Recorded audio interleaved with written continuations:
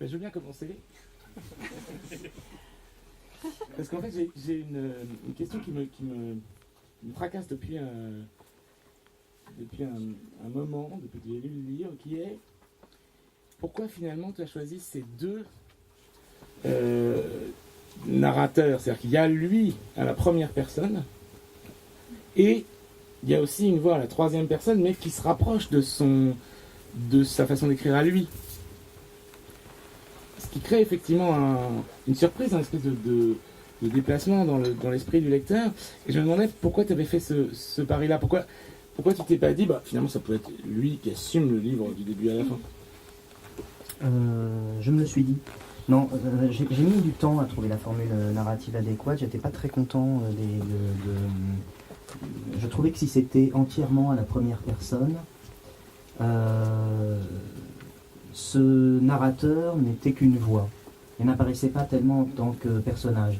Si c'était entièrement à la troisième personne, alors là, au contraire, on était dans une objectivation qui passait dans une espèce de forme de discours libre, indirect, qui marchait pas très bien non plus. Et en fait, je me suis rendu compte, et finalement je m'en suis rendu compte assez tard dans l'écriture du livre, et peut-être même que je m'en rends encore mieux compte maintenant, à la fois en ayant objectivé le livre, maintenant qu'il est quand même un peu sorti de ma tête, et en y repensant, en parlant aussi. C'est que c'est quand même un personnage qui est un mateur. Il observe, il n'a rien à foutre, il est au fond de sa campagne, et notamment il regarde beaucoup son jardinier. Et il ne pouvait pas, je crois, être seulement en position d'observateur, justement, rester ce mateur. Il fallait aussi qu'il soit observé, qu'il soit donc objectivé, construit en tant que personnage par cette troisième personne. Ça, c'est le premier point. Et sur la ressemblance, on pourrait presque dire l'adéquation en termes d'écriture, en termes de langue, entre ces deux voies narratives dont on pourrait penser, c'est vrai que j'aurais pu faire un Hill écrivant de manière complètement différente du jeu. C'est parce qu'en fait, la langue du personnage, donc la langue du narrateur, quand il dit « je », c'est pas sa langue propre. Parce qu'il n'y a pas de langue propre dans ce livre-là. Parce que précisément, tout tourne autour de l'idée que le langage, c'est pas quelque chose de propre. C'est quelque chose qu'on arraisonne, dont on s'empare, avec lequel on se débrouille, on construit un dispositif, on construit une rhétorique, mais à aucun moment tu peux dire c'est mon langage privé. Il n'y a pas de langage privé. Il y a toujours un jeu de dissimulation, il y a toujours une série de masques, et il y a toujours l'idée que le langage qu'on utilise, il est quelque part il est emprunté. Tu vois l'idée ? Oui, je vois l'idée. Mais en fait, c'est ça. Dès que tu as commencé à... Donc, ça veut dire qu'il y a eu plusieurs versions du texte ou, au départ, deux. Et en fait, tu as changé le jeu en Hill après. Oui. Parce que ce qui moi, me fait me poser la question, c'est qu'il est observé, mais uniquement grammaticalement, puisqu'en fait, on n'apprend pas de choses dont il ne pourrait pas, lui, avoir connaissance. Tu vois ce que je veux dire ? Non, parce qu'on est en plan serré. Voilà, on est toujours en plan serré. J'ai une autre question, si tu veux. Non, c'est une question que je t'ai déjà posée, mais après, tout le monde n'a pas forcément entendu ta réponse, et puis tu peux formuler aussi différemment, mais c'est quelque chose qui me tarabustait beaucoup, parce qu'on a un personnage qui écrit des discours. Voilà. Donc on nous raconte un peu sa vie passée, où il la raconte. Mais à aucun moment on a réellement d'exemple, puisque c'est quelqu'un qui a, on appelle ça une plume, c'est ça tu m'avais dit ? C'est ça ? Pas un nègre mais une plume, enfin il y avait une différence de couleur, je sais que tu assistais. Voilà.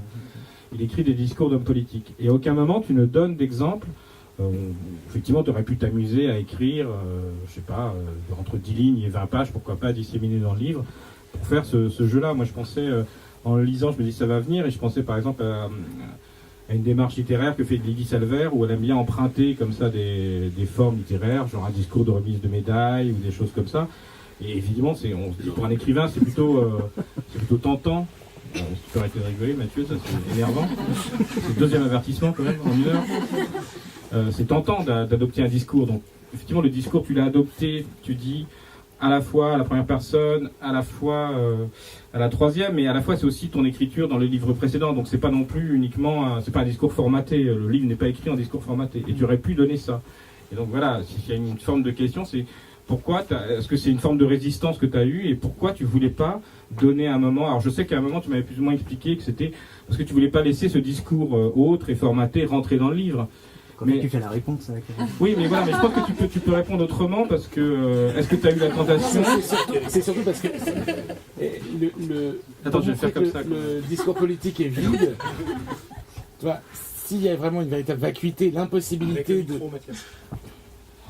S'il y a vraiment une véritable vacuité dans le discours politique et que cette impossibilité d'un discours sans corps, tu ne pouvais pas le mettre dans le livre. Vous êtes bons les mecs. Non mais j'allais répondre en 2 points, celui-ci, celui-là. Bah oui. Non mais c'est exactement ça. En plus, non seulement j'en avais la tentation, mais j'avais très envie de le faire. Mais du coup, il y aurait eu un objet forcément. Mais voilà. Et puis il y avait ce premier truc, c'est que non, je ne comprends pas que tu poses la question quoi. Non, il va finir par répondre. Surtout qu'il a déjà répondu la dernière fois. Moi je me la cache un truc. Non, moi je me la parce que le discours il n'est pas question. forcément archi formaté et les mecs écrivent pas forcément les mêmes discours pour tout le monde. Il y a des discours d'hommes politiques qui sont mieux écrits que d'autres et donc ça aurait pu permettre de cerner aussi la rhétorique de ce personnage. Oui, là-dessus tu as raison, mais ça aurait été quand même, parce que c'est la logique du livre, essayer de recoder une rhétorique justement qui est la rhétorique politique sur laquelle lui travaille en permanence. Et l'intégrer dans le livre, ça aurait été précisément la faire trop entendre, j'allais dire. C'est-à-dire qu'elle aurait gagné, comme tu parlais de résistance, c'est vraiment quelque chose comme ça, c'est qu'elle aurait gagné l'espace du livre, où précisément je voulais faire entendre une autre langue que celle-ci. Et par ailleurs, c'est-à-dire qu'il n'y a pas de discours dans son intégralité, comme ça, que j'aurais pu poser à un moment du récit. C'était totalement faisable. Mais si je ne l'ai pas fait, c'était aussi parce que ça m'intéressait plus de faire entrer les éléments de langage, de faire entrer quelques mots, quelques bribes comme ça, de manière beaucoup plus injectée, beaucoup plus parcellaire et beaucoup plus disséminée dans le texte. Et quand ils apparaissent, il me semble qu'ils prennent un relief en tant qu'élément de langage, en tant que discours rapporté, en tant que fragment justement de cette idéologie par laquelle lui il est obsédé et dont il essaye en même temps de se distinguer, ne serait-ce que verbalement, il me semble que ça apparaît mieux que si j'avais fait par exemple tout un chapitre où il aurait été question d'un des discours qu'il lit depuis son estrade, tout seul dans son bureau. Donc je pense que c'était... Et en même temps, vraiment, ça m'aurait amusé de le faire. Donc la tentation, elle a été là assez longtemps, disons, oui, dans les premières semaines, les premiers mois en tout cas, au cours desquels j'écrivais le livre, elle était là. Et puis je l'ai assez vite évacuée de ma tête parce que, pour ces raisons-là, vraiment, je pense que c'était pas l'objet en fait. Mais en même temps, il y a un fragment de discours, c'est le fragment de discours de Mitterrand, qui ouvre le livre. Ne rigole pas, c'est vrai. Ouais. Et donc, troisième avertissement. Et donc c'est quand même présent comme j'allais dire présent comme une absence qui nous contagie, qui nous contamine.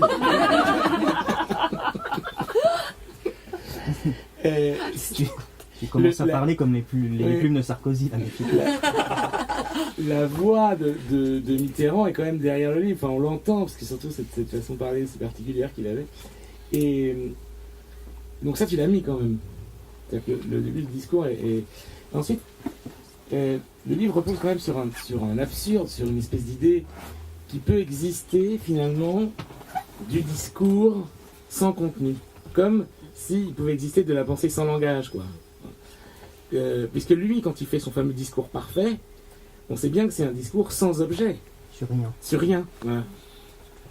Et est-ce que tu n'as pas été tenté là par contre de l'écrire, enfin de te dire, est-ce qu'on peut essayer de faire un discours sur rien, comme lui le...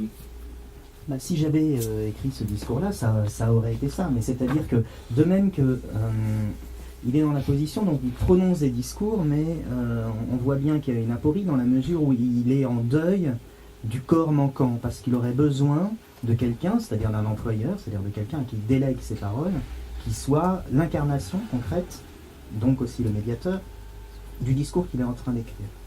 Et donc, il est tout seul dans son coin et il n'a plus ce corps. Donc, tu vois, ce que tu dis est aussi valable pour le locuteur. C'est-à-dire qu'il écrit un discours non seulement sur rien, mais pour personne. Et donc là, il est effectivement dans un impossible, très clairement.